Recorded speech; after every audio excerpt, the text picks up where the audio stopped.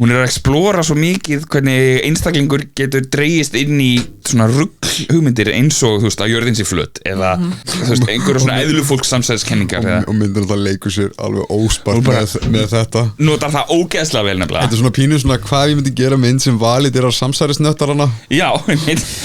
en líka bara þú veist þessi sorg að maður vill alltaf að það sé ástæða fyrir öllu því annars maður að þjást að ástæðu lausu akkurat það sem ég ætlaði að koma að næst sko, er að þú veist á yfirborðinu þá þetta einmitt mynd þetta að þú veist af hverju aðhyllist einhver svona hugmyndafræði eins og jörðin er flöt eða